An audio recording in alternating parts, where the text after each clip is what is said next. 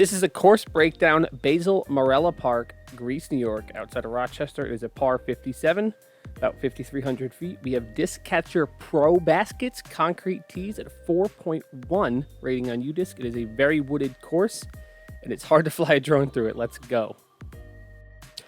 Hole 1, 225. It's a par 3 OB right. You have two routes. Well, there's a sneaky hyzer gap on the right there.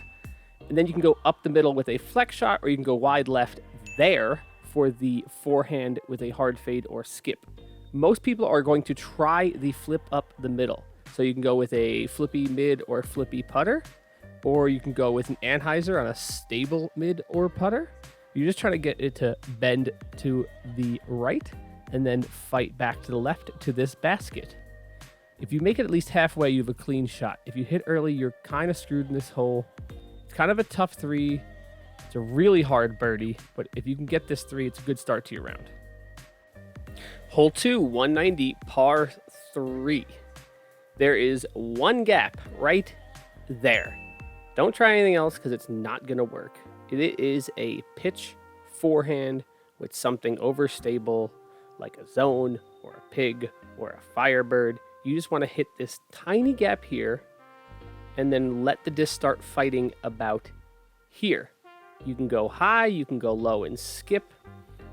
I've seen people do the turnover putter shot. It's a very difficult shot. And there's the basket. If you hit the gap, it's a pretty easy two. If you hit one of the first trees, it's a rough hole. Hole 3, 405. It is a par 4 in this pin position. Your goal off the tee is to go up this one gap right here. A good straight shot is going for that sunlit zone down there. Don't hit that tree. You can try to flip up something in that gap right there, but generally you're just trying to penetrate straight. Once you get straight, you have a couple options to get to the pin. It's a little bit of a crapshoot. This is the main gap up the middle, although there are other gaps on the right and the left. If you manage to make it to the pin in two, you're left with this elevated basket. As you can see, even the drone is having trouble getting here. With two good shots, you can get this birdie and be happy and move along. Hole 4, 185, par 3, you have two gaps. Forehand hyzer left, up the middle right. This is a touchy, deceivingly hard hole. You want to get it because it's so easy. You want to go right up this gap, have a gentle fade with something like a putter, and take your two. But so often do you pull it a bit right because the tee pad is a little off angle to the fairway, but it is a pretty easy two to get, and I hope you get this two. Hole 5, 360. It is a doozy. You have a very tight gap, and you pretty much have to go up this gap with something that'll turn over hard as hell, or a forehand that's going to dump hard or flare and skip. Once you get to here, man, there's not a lot to contend with. I mean, there's a ton of trees. You want to get up through here with something that will fade. I need to work on my drone flying skills here. A really good second shot will dump right behind this big tree into this wide open green. This is a really hard par to get. And believe it or not, it's also pretty hard to fly a drone on this hole.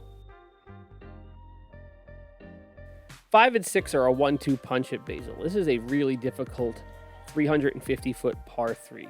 You pretty much have to go straight up the gut here. It is just tough. There's not much of a fairway. If you want to play this one safe, you can take like an overstable putter and just throw up the gap, let it dump left there, and that will set you up for the second fairway, which we'll get to in a minute. Otherwise, you're going to throw something that's a late flipping turnover or a forehand that flexes a touch because you want to avoid this tree right there with the bulge in the middle.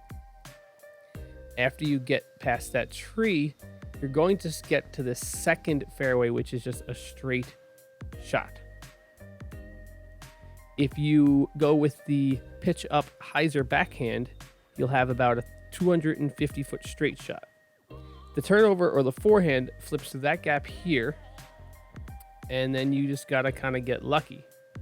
If you end up early and right on this hole, good luck. If you go left and long, there is some backdoor routes, but this is a really, really hard 2 to get. It's a good 3 to get. If you can get through 6 and 7 here and not take any strokes, that's a good round at Basil.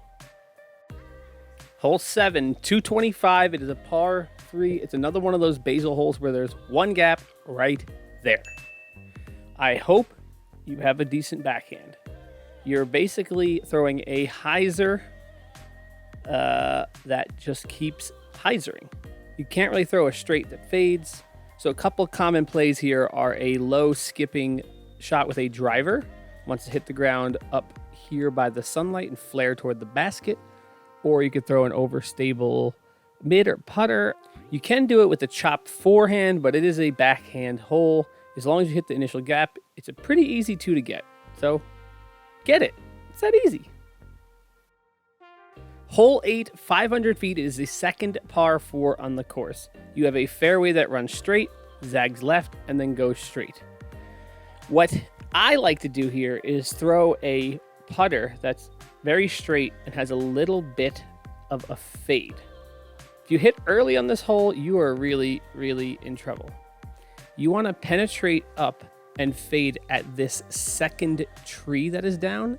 You see the fairway zags left. You can try to keep penetrating straight there, but the gap is very small.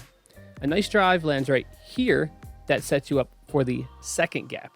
You can go with a flex forehand. It's really touchy and make it all the way up here by these third or fourth down trees. If you make it anywhere up here, you're going to hit this gap on the right side there and try to dump toward the basket because the straight gap is very, very touchy. This requires 2 really good shots to get the birdie. The par isn't too bad as long as you don't find yourself in any real trouble.